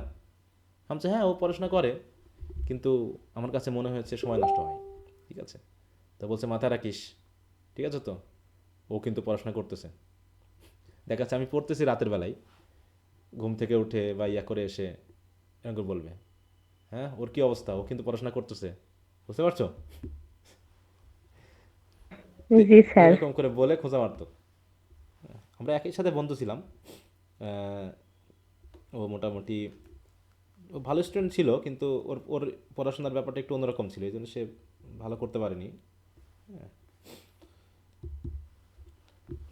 তো যাই হোক, ওই দাদুর ওই কথাতে কথাতে আমার এমন হতো যে আমি এটা মাঝে মাঝে রাতে ঘুমাতামই না, আর ভোর হয়ে যেত, পড়াশোনা করতাম নি। মানে খোঁচা দেওয়ার একটা লোক ছিল আর কি। তো যাই হোক, তাই বলছে, দেখো ওল্ড ডক্টর অ্যাডলার কিন্তু বাড়িতে থেকে পালিয়ে চলে এসেছিলাম, বুঝতে পারছো? আরও অন্যান্য খোঁজার কারণে। তো যাই হোক, জীবনে সৃষ্টিকর্তা হয়তো বা ভালো কিছু রাখছে এই জন্য এই জায়গায়। এখন জানি না অনেকের অবস্থানটা মিলে এটা কেমন। তো ওই জন্য বললাম যে কেউ না কেউ থাকবে তোমার, তোমার জন্য ভাববে তোমাকে একটু। মনে করে আত্মীয়দের মধ্যে, বিশেষ করে বাবা মায়ের মধ্যে এমন কি কেউ থাকতে পারে যে তোমার খারাপ চাই? বলো, মনে হয়? না, হ্যাঁ, সেটা থাকতে বাবা পারে, মায়ের সেটা তো- আলাদা জিনিস, কিন্তু জেনারেলি বাপ মা তোমার খারাপ চাইবে এমনটা কখনোই হবে না, নাকি? জি জি স্যার। কারণ তোমার সাথে তোমার বন্ধুর ঘোরাফেরা যদি তোমার বাবা বা মায়ের খারাপ লাগে, তাহলে বুঝতে হবে তারা বুঝে শুনে সিদ্ধান্তটা নিয়েছে, হঠাৎ করে বলতেছে না। ঠিক আছে, হঠাৎ করে বলতেছে না। তো এই ব্যাপারগুলো খুবই, ওই জন্য কিন্তু অধিকাংশ ক্ষেত্রে আমরা ভুল করি। হ্যাঁ, বাবা মাকে আমরা শত্রু বানিয়ে ফেলি, ভিলেন বানিয়ে ফেলি, আর বন্ধু বা বান্ধবীদের আমরা আমাদের আপন মনে করে ফেলি। ঠিক আছে, গিয়ে সেই পথে চলে আমরা অটোমেটিক আমাদের পথ হারিয়ে ফেলি। কিন্তু বাবা মা কখনোই চায় না যে আমরা খারাপ কিছু করি। বিয়ের সময় স্যার এটা ঝামেলা হয় বেশি। বেশি, হ্যাঁ। না, এক্ষেত্রে আবার একটু ঝামেলাও আছে, বাবা মাও তখন এই বিয়ের ব্যাপারটাতে আমার একটু আপত্তি আছে। ঠিক আছে তো, বিয়ের ব্যাপারটা মনে করো আমার দাদুরা হচ্ছে, মনে করো দাদু, আমার বাবা, এরা গ্রামের মানুষ। তারা বিয়ের যে চিন্তা ভাবনাটা করবে, তারা কি কেন্দ্রিক চিন্তা ভাবনা করবে বলো? তারা গ্রাম ভিত্তিক চিন্তা ভাবনা করবে, নাকি? জি স্যার। এখন তার ছেলে মনে করে এখন শহরে থাকে, শহর ভিত্তিক চিন্তা ভাবনা করবে। এখন এই জায়গায় যদি সে মনে করে যে না, সে এমন একটা মেয়েকে বিয়ে দিবে যে হচ্ছে ওই রকম বাড়িতে থাকবে, সেকে তাদের দেখাশোনা করবে, হ্যাঁ, ঘরকন্না রান্নাঘাট করবে, তাহলে কি সেটা তখন কি হবে? এই চিন্তা ভাবনাটা কি মিলবে বলো তো? না না। তাহলে তো সমস্যা হয়ে গেল। আর একটা কথা আমার খুব ভালো লাগছিল, আমি আগে ডায়েরি কিনতাম, হ্যাঁ, ডায়েরির নিচে দেখবো অনেক লেখা থাকে, অনেক বিভিন্ন জ্ঞানী ব্যক্তির, রবীন্দ্রনাথ, নজরুল বা বিভিন্ন জ্ঞানী জি ব্যক্তির স্যার। লেখা থাকে। ঠিক আছে তো, ওইখানে একটা কথা পেয়েছিলাম যে কেউ যখন তোমাকে কেউ পরামর্শ দিবে, তখন সে তোমার বাবা হোক, সে তোমার শিক্ষক হোক, সে তোমার কোনো গুণীজন হোক, কারো কথায় সরাসরি বিশ্বাস না করে নিজের চিন্তার সাথে মিলিয়ে বুঝে শুনে তারপরে তোমাকে গ্রহণ করতে হবে। ঠিক আছে তো, কারণ তোমার পরিস্থিতি অন্য কেউ জানে না। তবে এই ক্ষেত্রে, এই সিদ্ধান্ত নেওয়ার ক্ষেত্রে অবশ্য নিজের উপরে খুব বিশ্বাস থাকা লাগে, বুঝতে পারছো? তা না হলে তুমি যে সিদ্ধান্ত নিচ্ছ সেটা তো ভুলও হবে, তাই না? এই ক্ষেত্রে আমি একটা জিনিস ভাবতাম যে আমি যে সিদ্ধান্ত নিচ্ছি, হয়তো আমি আমার মতো সিদ্ধান্ত নিয়ে তাদেরটা বিবেচনা করছি, তাহলে আমারটা তো ভুল হতে পারে, পারে কি না? কারণ আমি তো ছোট মানুষ, আমার আবেগ অন্যরকম আছে, সেই হিসাবে তাদের সাথে আমার হয়তো মিলবে না। কিন্তু এই এই ক্ষেত্রে নিজের উপরে আত্মবিশ্বাস রাখাটা খুব জরুরি, যে তুমি যেটা করতেছো সেটা কোনোভাবেই তোমার জন্য খারাপ কিনা, তোমার জন্য কোনোভাবেই এটা খারাপ কিনা সেটা করা যাবে না। স্যার সেখানে তো ভুলগুলো তো করে মানুষ স্যার, হুম। আবেগের বশে স্যার, এই যে প্রেম ভালোবাসা গুলো করে ফেলে, তখন এই বাপ মাকে জায়গাটাই তো সত্যি। সবচেয়ে বড় ক্ষতিকর। হ্যাঁ, এই জায়গাটা আমার জীবনের একটা টার্গেট ছিল, আমি যতই এই সকলের মধ্যে পড়ে যাই না কেন, বুঝতে পারছো, আমার এরকম একটা ইয়া ছিল যে এই জিনিসটা সবচেয়ে ক্ষতিকর। যেটা সাহিত্য পড়ে বুঝেছি, যেটা বাস্তব জীবন দেখে বুঝেছি, যে এই জায়গাটা সবচেয়ে বেশি ক্ষতিকর, তাহলে এই জায়গাটা যদি আমার জীবনের জন্য ক্ষতিকর হয় তাহলে আমি সেটা মানব না, সে আমার যত প্রিয় ব্যক্তি হোক আর যাই হোক। কথা বুঝতে, আমার জীবনের সাথে মিলিয়ে আমি এটা করব, কিন্তু এমনটা না যে আমার জীবনটাকে ধ্বংস করে আমি এটা করব। এই সিদ্ধান্তটা তোমাকে নিতে পারতে হবে। দরকার হলে তুমি চোখের পানিতে অন্যজনকে বিদায় দিয়ে দাও, ঠিক আছে তো, চোখের পানিতে তাকে বিদায় দিয়ে দাও, তারপর তোমার জীবনটাকে তুমি নষ্ট করো না। কারণ আলটিমেটলি প্রেমটা শুধু একটা ফ্যামিলি গঠন করাবে, যদি তুমি বিয়ে করো সেটা তোমাকে এবার চালাতে হবে, তখন ওইসব প্রেম টেম খাটবে না। ওই জায়গায় খাটবে বলো? এটা হচ্ছে সাময়িক, ওই সেই মনে করো তোমার ক্ষত হয়েছে, ওই যে মেয়েদের যেমন সিজার করা বা হচ্ছে অপারেশন করার ক্ষেত্রে কি দেয়, অবশ করার ইয়া দেয় না, ঠিক আছে না, অ্যানেস্থেশিয়া। অ্যানেস্থেশিয়া যে অবশ করায়, ওই প্রেমটা হচ্ছে জাস্ট অবশ করা ওষুধের মতো। ওটা যখন কাটতে শুরু করবে না তখন ব্যথা লাগতে শুরু করবে। তাহলে ওই অবশ করার জায়গাটা তোমাকে বুঝতে হবে, যেটা যেন এমন অবশ না হয় যে সাময়িকভাবে অবশ করা কেটে যাওয়ার সাথে সাথে তোমার জীবনের ব্যথাটা শুরু হয়ে যাবে, যখন আর কোনো ওষুধে কাজ করবে না, ঠিক আছে, কোনো ওষুধে কাজ করবে না। স্যার একদম স্যার, সেটেল ম্যারেজ হোক আর রিলেশনের ম্যারেজ হোক, জীবনের চাহিদাগুলো সব জায়গায় সমান। হ্যাঁ হ্যাঁ, কোনো কাজ হবে না, ঠিক আছে তো, কোনো আবেগ কাজ করবে না, কোনো ওষুধে কাজ করবে না। তখন অ্যানেস্থেশিয়া কেটে যাওয়ার পরে তুমি পৃথিবীর আর কোনো ওষুধ দিয়ে তুমি এটা ঠিক করতে পারবে না, বুঝতে পেরেছো? এমনকি এমনও হয় যদি তুমি মনে করো একটা বিয়ে তোমার জন্য ভালো লাগছে না, তুমি ডিভোর্স দিলা, তারপর দ্বিতীয় বিয়েটা যে তোমার ভালো হবে বা সেখানে তুমি ভালো থাকবে সেটাও তুমি কিন্তু গ্যারান্টি দিতে পারবে না। কারণ সেখানে গিয়ে তুমি আরেকটা সূত্র পাবা যে তোমার দ্বিতীয় ব্যক্তি সবসময় তোমাকে আঙুল তুলবে, ঠিক আছে তো, কোনো না কোনো সময় তোমার আঙুল তুলবে। অতএব সেই জায়গা তুমি হয় তোমাকে চোখ বন্ধ করে থাকতে হচ্ছে, তুমি তখন এটা মেনে নিচ্ছ যে আর কিছু করার নাই, আর নয় তোমাকে ওখান থেকে বের হয়ে আসতে হবে। তো এই জন্য এই সিদ্ধান্তগুলোর ক্ষেত্রে যে এই জায়গাটা মানুষের সবচেয়ে বেশি ক্ষতি করে, হ্যাঁ, এর ভিতরেও আমি কয়েকবার মানে পড়তে গিয়েও পড়ি নাই, বুঝতে পেরেছো? যেটা তো তোমাদের সাথে কিছু কিছু কথা শেয়ার করেছি, যে পড়তে গিয়েও পড়ি নাই, বরং এটা আমি সৃষ্টিকর্তা হোক বাঁচাইছে বা অন্য কোনোভাবে আমি বেঁচে গেছি, যে ওই সব জায়গাগুলো কত ক্ষতিকর হতে পারতো যদি ওই সব জায়গায় আটকাই যেতাম বা পড়তাম, ঠিক আছে? অতএব এটাকে একদম সিম্পলি মেনে নিতে হবে, ঠিক আছে তো, আনন্দে খুশিতে মেনে নিতে, একটু মন খারাপ হবে, একটু চোখের জল আসবে বা একটা কিছু হবে, কিন্তু ওটা কিছু সাময়িক সময়, ওটা মনে করো অ্যানেস্থেশিয়া একটা জাস্ট ওষুধ, একটা আবেগ অবশ করার জিনিস। অবশটা কাটতে শুরু করলে তোমার পরিস্থিতি কী হবে সেটা তোমাকে আগে ভাবতে হবে, তাহলে ভাবার পরে বুঝতে পারবা যে তোমার এই অবসের ওষুধ দরকার নেই, তোমার অবশ করার দরকারই নেই, তোমার এই চিকিৎসার দরকারই নেই। হ্যাঁ, স্যার এগুলো তো এখন মনে হয় যে এরকমটা উচিত না, কিন্তু স্যার যখন সময়টা ছিল স্যার, তখন তো মনে হতো যে না এরকম না ওই মানে সময় কোনো তো ভাবতে কিছু। হবে, ওই জন্য তো বলছি যে ওইখানেই তো মানে অধিকাংশ তো ভুল সবসময় করছে না মানুষ, অধিকাংশ তো ভুল করতেছে। ওই সময় যে সঠিক চিন্তাটা করতে পারে, সূক্ষ্ম এই চিন্তাটা করে আগাতে পারে, সে কিন্তু ভুল পথে যায় না। হ্যাঁ, কিছুটা এলোমেলো হয় কিন্তু সরাসরি সে ভুল পথে যায় না, ঠিক আছে? এই জায়গাটা এগুলোকে আমি সবচেয়ে বড় আশীর্বাদ মনে করি। সঠিক চিন্তা করতে পারাটাই হলো সৃষ্টিকর্তার কাছ থেকে পাওয়া সবচেয়ে বড় আশীর্বাদ, ঠিক আছে? জি স্যার। সরি, দাঁড়াও আমি একটা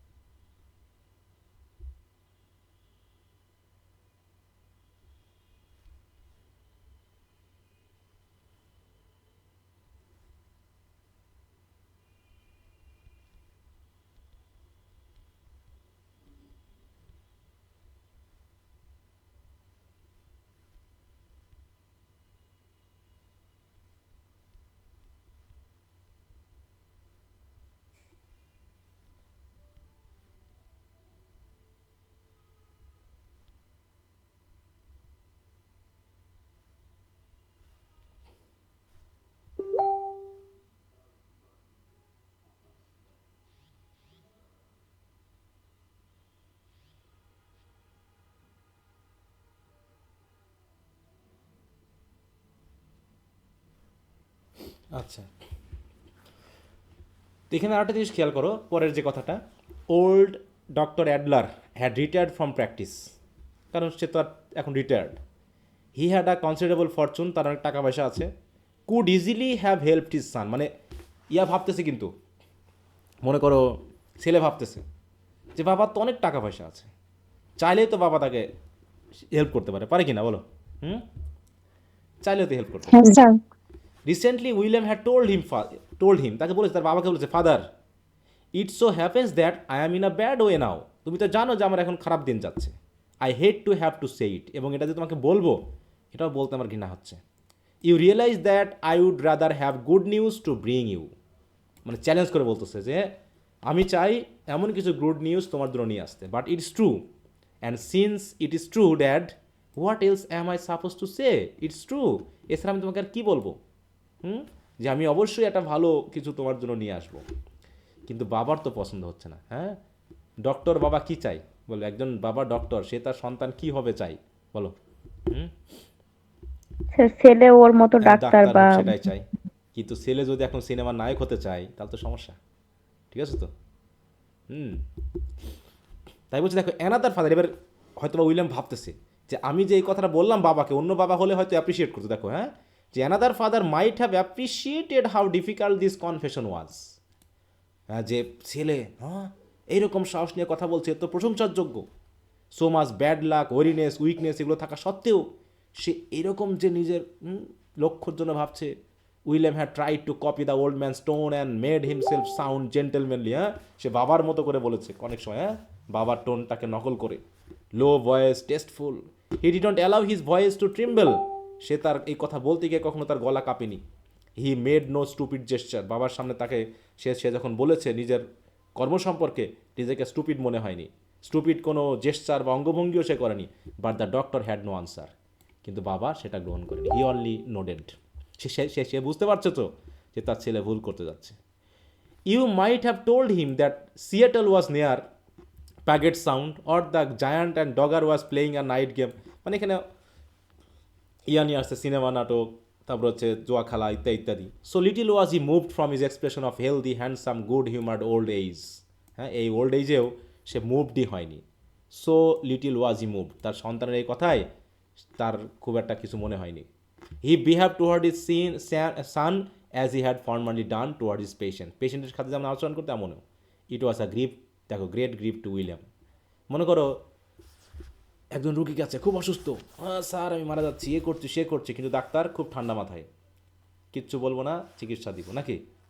তো এখানে যদি ছেলের সাথে ছেলে এরকম আবেগ দিয়ে বলতেছে আমি এই করে ছাড়বো, ওই করছে, তোমাকে আমি গুড নিউজ এনে দেখাবো, কিন্তু বাবা চুপচাপ, ঠান্ডা মাথায় শুধু মাথা ঝাঁকাচ্ছে, দেখি কি করো। It was almost too much to bear. হ্যাঁ, আর এইটা যেন উইলিয়াম সহ্য করতে পারছে না। কুডন্ট হি সি ফিল, মানে সে কি দেখতে পাচ্ছে না আমি কি করতে পারছি, সে কি ফিলও করতে পারছে না।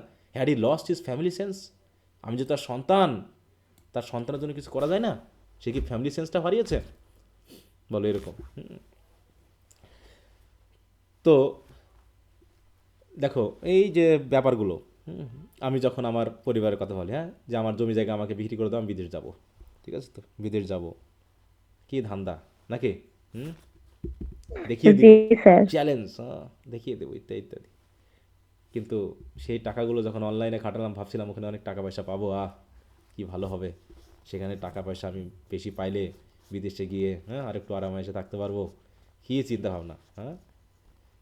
কিন্তু বেটা এমন এক জোচ্চোর ব্যক্তির তালে পড়লাম, সব নিয়ে চলে গেল। শুধু আমার না, হ্যাঁ, এরকম হাজার হাজার ইয়াং ছেলে মেয়েদের, একদম অনেকে ছিল কি, কেউ পুলিশের চাকরি ছেড়ে দিয়ে, কেউ আর্মির চাকরি ছেড়ে দিয়ে, কেউ টিচিং চাকরি ছেড়ে দিয়ে তারা এর মধ্যে আসছিল, বুঝতো, 2011-12 সালে যখন সব কিছু বন্ধ হয়ে গেল, তখন আমার কথা আমার মোটেও মনে পড়েনি, আমার কোনো খারাপ লাগেনি আমার জন্য। আমার খারাপ লাগলো ওই মানুষগুলোর প্রতি যারা চাকরি ছেড়ে দিয়েছিল, বুঝতে পেরেছো? স্যার আপনাকে কেউ পিটাইলো না বাড়ির? আরে পিটানো মানে বললাম না যে পুরো 2014 সাল পর্যন্ত শুধু দাদুর সাথে আমার গালাগালি কথা সম্পর্ক হয়েছে, বুঝতে, কল হয়েছে মানে রাগারাগি আর গালাগালি, বুঝতে পারছো? কি জি গালাগালি স্যার, তা সে তো মুখের ভাষায় বলতে পারবো না। বুঝতে পারছো? তারপরে 85,000 টাকা দিয়ে একটা ল্যাপটপ কিনলাম, অনলাইন বন্ধ হলো, আমাকে তুলে নিয়ে গেল, ঠিক আছে তো। তারা মনে করলো আমি হয়তো তাদের টাকা মেরে দিয়েছি, ঠিক আছে। এটা তো ওই যে তোমার ওই যে ডেস্টিনি কোম্পানির মতোই, ঠিক আছে? সেই হুম, সেই জি কি স্যার। বলবো, সেই ল্যাপটপ বিক্রি করে বা বিক্রি করে টাকা দিতে হয়েছিল, বুঝতে পারছো, ফেরত। একজন তো মোটামুটি আমার একটা ছোট্ট একটা ট্যাব ছিল, ছোট একটা নেটবুক ছিল, বিশ্বাস করে তাকে দিয়েছিলাম, সে ব্যাপার সেরাও মেরে দিল, বুঝতে পারছো। এক জি স্যার। ফ্রেন্ডকে ধার দিয়েছিলাম ৭৬,০০০ টাকা সেই সময়ে। সে বাড়িতে, তখন আমার কাছে ওই যে বিদেশ যাওয়ার টাকা, বুঝো না, আমার কাছে হাতের টাকা যে চাচ্ছে আমি বিশ্বাস করে দিয়ে দিচ্ছি, হয়তো পাবো। হ্যাঁ, তারপরে সে বললো নাকি সে আমার কাছ থেকে নাকি টাকা পায়, সে আমার কাছ থেকে উল্টো টাকা পায়। তখন নিজে শুধু সুইসাইডটা করি নাই, বুঝতে পারছো, শুধু বিয়েটা করে ফেলেছিলাম। তা না হলে কচু কাটা করতাম কিছু মানুষকে, এরকম একটা জিদ আমার মধ্যে চেপে গেছিলো, বুঝতে পারছো। যদি বিয়েটা শুধু না হইতো, শুধু মান সম্মানের দায়ে, আর বিয়েটা হয়ে গেছে এই জন্য চুপ করে গেছিলাম। তা না হলে ওই সময় হয় আমি জেলে থাকতাম, না হয় কবরে থাকতাম, এইরকম একটা হয়ে গেছিলো, বুঝতে পারছো। জি স্যার। স্যার এগুলো বগুড়াতেই করছে না? হ্যাঁ, বগুড়া থেকেই করছে। আমি একটা ছেলেকে দেখা হওয়ার পর আমি শুধু ওকে বলছিলাম যে তুমি শুধু ওই সময় আমার সামনে যাওনি, বুঝতে পারছো, যে ওর সাথে আমার প্রায় 2 বছর পরে দেখা, 2012, ওর সাথে আমার দেখা হয়েছে 2014 নয় 15-তে। সে লুকিয়ে গেছিলো পুরো। হ্যাঁ, আমি বলছি যে শুধু সেই সময় তুমি আমার সামনে আসোনি, তাহলে কী যে হয়তো শুধু সেই সময় থাকলে বোঝা যেত, বুঝতে পারছো। কারণ তার জন্য আমার এই পুরো জীবনটা নষ্ট, তার উপর বিশ্বাস করেছিল। তো এরকম করে আমার উপর হয়তো কেউ বিশ্বাস করেছিল, সেও ভেবেছিল, এরকম দিয়ে বিশ্বাসে বিশ্বাসে কাজগুলো ঘটেছে এবং পুরো জীবনটাকে ধ্বংস করে দিয়েছিলাম। হ্যাঁ, ধ্বংস মানে কি, ওই সময়ের জন্য। পরে যা হোক, আমি ওই যে বললাম যে খুব মানে ধ্বংসের দ্বার প্রান্ত থেকে উঠে আসা। হ্যাঁ, বাড়ির থেকে টাকা পয়সা পাঠানোতে সুরের কথা। দেখো, যে দাদু দাদি বগুড়ায় আসলে আমার বাড়িতে থাকতো, বুঝতে পারছো, তারা বগুড়ায় আসলে তখন আমার পুকুর বাড়িতে ওঠে। আমি যে বগুড়াতে আসি তারা সেটা কখনো মনেই করতো না, বুঝতে পারছো। তারা আমার উপর বিশ্বাসই হারিয়ে ফেললো যে আমি আর কিছু করতে পারবো। কারণ এতগুলো টাকা আমি নষ্ট করে ফেলেছি, সেটা তো যে কোনো মানুষই আসলে মাথা খারাপ করে ফেলবে। হ্যাঁ, একটা ভালো জমি বিক্রি করে হ্যাঁ টাকা দিয়েছিল আমাকে বিদেশ যাব। তো যাই হোক, সেটা সৃষ্টিকর্তা জানেন, উনি হয়তো তিনি চাননি যে বিদেশের মাটিতে আমার খাবার এখনো রেডি হয়নি, এই জন্য যাওয়া যাবে না। তো আল্লাহ যা করে ভালোর হ্যাঁ, জন্যই তারপরে করে। এক ম্যাডামের কাছে গেলাম, জীবন হোসে ম্যাডাম। উনি ম্যাডাম এই অবস্থা, আমার তো ক্ষতি হয়ে গেছে, আমি কী করবো বলেন। তোমাকে যে, তোমার মতো ছেলে যদি এই ভুল করে তাহলে আর কাকে দিয়ে বিশ্বাস করবো। বলছে যাও তুমি বিসিএস টিসিএসের প্রিপারেশন নাও। অথচ 31তম বিসিএস থেকে আমাদের প্রস্তুতি শুরু। আমি কিন্তু 4th ইয়ারে থাকতেই বিসিএসের জন্য কোচিংয়ে যেতাম। তারপরে হঠাৎ করে মাথায় আসলো, ধৈর্য এসব সরকারি চাকরি টাকরি আমি করবো না, বিদেশ যাব। 4th ইয়ারের পরীক্ষা দিয়েই ঢাকাতে রেজাল্ট না নিয়েও আইএলটিএস টাইলস করা করে বিদেশ যাওয়া। তারপরে তো সার্টিফিকেট আসতে দেরি হয় বিধায় ওই 2 মাসের মধ্যে, 2 থেকে 3 মাসের মধ্যেই আমার সব কিছু এলোমেলো। তো এই যে বললাম যে যে সিদ্ধান্ত নেওয়া, হ্যাঁ, অন্যেরা ইনফ্লুয়েন্স করা, নিজেরটা সঠিক বুঝতে পারা, অনেক কিছু ব্যাপার আছে। ভুল হবেই, ভুল হয়ে যাবে জীবনে, ঝুঁকি নিতে হবে, করতে হবে, কিন্তু জায়গা মতো দাঁড়িয়ে থাকাটা খুব মানে কঠিন। এই যে বলছে না, দেখা কিন্তু বাপ একরকম করে ভাবছে, ছেলে একরকম। এই নভেলগুলো পড়তে গেলে শুধু গল্প পড়া না, হ্যাঁ, যে এইগুলো নিয়ে চিন্তা অটোমেটিক চলে আসে। এই জন্যই আমার পড়ানোটা আস্তে আস্তে মনে হচ্ছে বাদ দিতে হবে। আমি একটু বেশি কথা বলি নাকি, হুম, মাঝে মাঝে মনে হয় না যে আমি না একটু স্যার। বেশি সময় নষ্ট করাচ্ছি, বেশি বলছি। স্যার এগুলো তো সাহিত্যেরই অংশ, সাহিত্য মানে তো জীবন। তারপর কোথা থেকে গল্পে কোথায় গিয়ে কথা বলতেছি, হ্যাঁ, তখন মনে হয় যে তোমাদের বিরক্তও লাগে কিনা, পড়ানোর পরে মনে হয় না যে আমি সব কথা না কেন স্যার। বলতে গেলাম। ভাববেন না। তারপরে দেখো, greatly hurt William struggled however to be fair. হ্যাঁ, তারপরে সে স্বাভাবিক থাকার চেষ্টা করছে। Old people are bound to change, he said. সে মনে মনে ভাবছে এই বৃদ্ধ হয়ে গেলে মানুষ এরকম চেঞ্জ হয়ে যায়। They have hard things to think about. তারা খুব কঠিন কঠিন জিনিস চিন্তা করে, জীবনটাকে সহজভাবে ভাবতে পারে না। They must prepare for where they are going.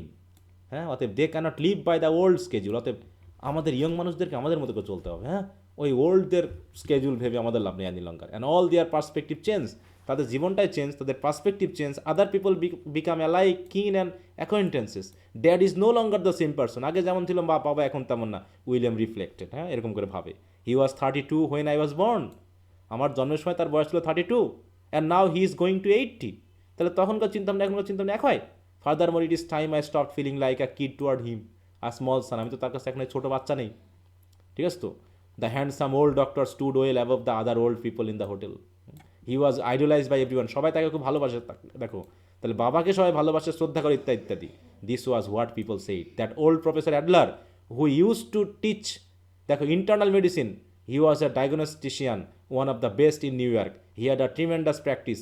Isn't he a wonderful looking old guy? It is a pleasure to see such a fine old scientist, clean and immaculate.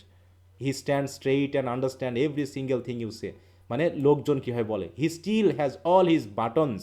You can discuss any subject with him. The clerks, the elevator operator, the telephone girls, waitress, হ্যাঁ, chambermaid, the management flattered and pampered him. মানে সবাই তাকে খুব ভালোবাসে। That was what he wanted.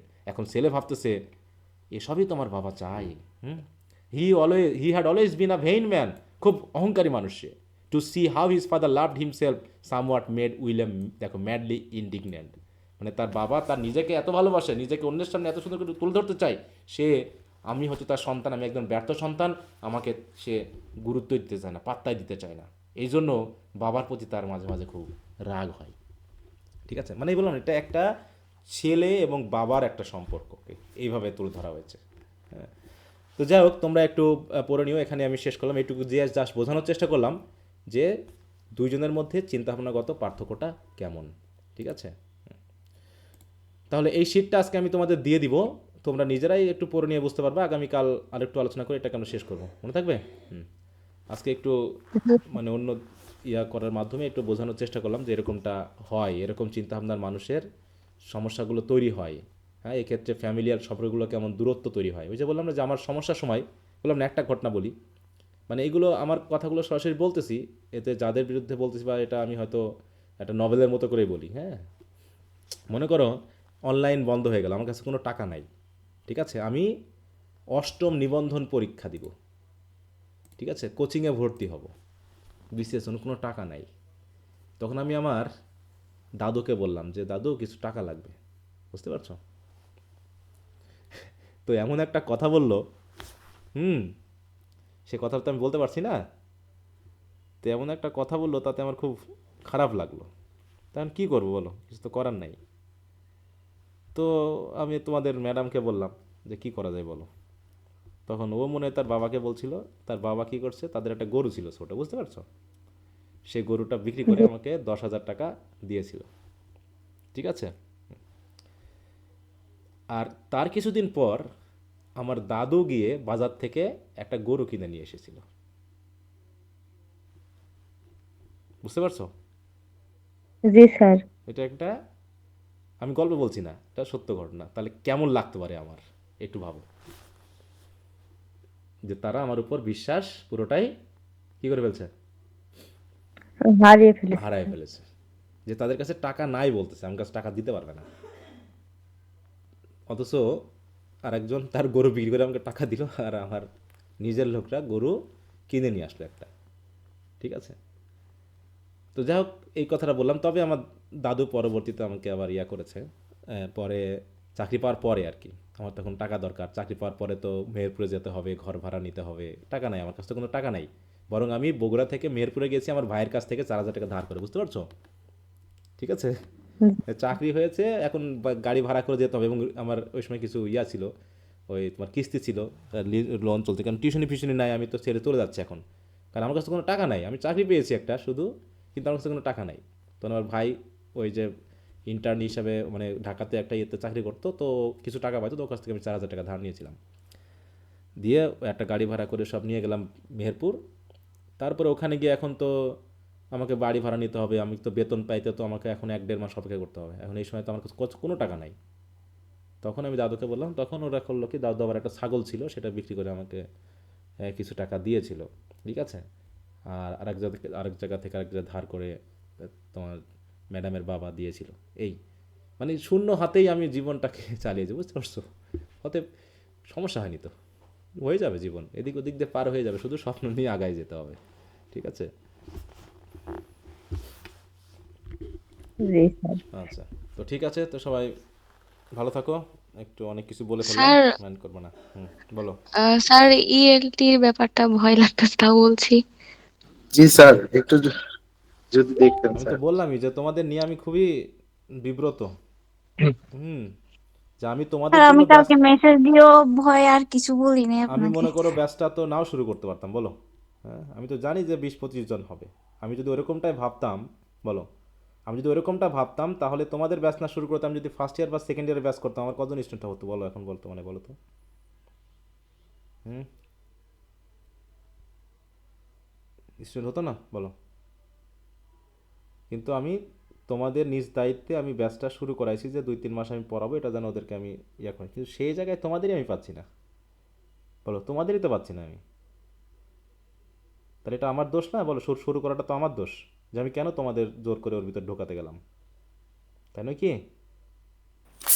না sir, সেটাই না তো। স্যার, আপনার কোনো দোষ নাই। আমাদের না প্রয়োজন না আছে স্যার। স্যার। না, তোমাদের তো প্রয়োজন কোথায়, তোমাদের প্রয়োজন তো মনে হয় না, যে তারা ইএলটি নিয়েছো তারা তো নিজের ইচ্ছায় নিয়েছে এবং সে কজন ক্লাসে থাকবে, ঠিক আছে তো। হ্যাঁ, তোমাদের যখন ফার্স্টে আমি ব্যাচ শুরু করেছিলাম তখনও মনে হয় 10-12 জন নিয়ে আমি কোনদিন ক্লাস করাইনি, করাইছি বলো। সেখানেও 30-35 জন থাকতা তোমরা ক্লাসে, থাকতা কি না? প্রথম ব্যাচ হ্যাঁ স্যার। যেটা, তখনও জি থাকতা। স্যার। আর ইএলটি নিয়ে আমাকে 10-12 জন নিয়ে ক্লাস করতে হচ্ছে। আমি ব্যাচটা শুরু করলামই তোমাদের জন্য, যে যাতে তোমাদের এই জিনিসটা সাপোর্টটা হয়। আমি তো শুরু নাও তো করতে পারতাম, আমি না শুরু করলে তোমরা কি করাতে পারতাম আমাকে, বলো। না হুম, স্যার। করাতে পারতাম না তো। তো আমি ভাবলাম যে শুরুটা করাই, তোমাদের 2-3 মাস সময় আমি দিব, এটা তো হয়ে যাবে। কারণ ছোটো ছোটো চ্যাপ্টারের সংখ্যা বেশি হলে ছোটো ছোটো একদিনে 2-3টা চ্যাপ্টারও পার করা যায়। কিন্তু যেখানে তোমাদেরই প্রয়োজন নেই সেখানে আমি এত হইচই করে আমি কী করবো, বলো।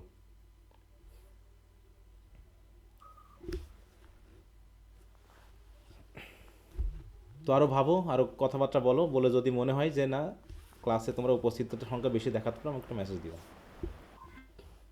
তারপর দেখা যাবে, ঠিক আছে। স্যার আর ভাবার কিছু নাই, স্যার ক্লাস নেওয়া শুরু করেন। সেটা জি স্যার। তোমরা আগে দেখো, না স্যার। তোমাদের স্যার। কয়জনের প্রয়োজন আছে সেই হিসাবে দেখো। না স্যার, আমাদের প্রয়োজন আছে স্যার। ওই 2-4 জন, ওর চেয়ে বেশি কারোর প্রয়োজন নাই। বাকিরা শুধুমাত্র হুদাই আর কয়েকজনকে অসুবিধায় ফেলে দিয়েছে। আচ্ছা, তো ঠিক আছে, যেহেতু ফার্স্ট ইয়ারের ক্লাস আছে আমি পরে কথা বলবো নি। সবাই ভালো থাকো। ওকে, গুড নাইট। হ্যাঁ, জি। আচ্ছা, আসসালামু আলাইকুম। ওয়ালাইকুম আসসালাম।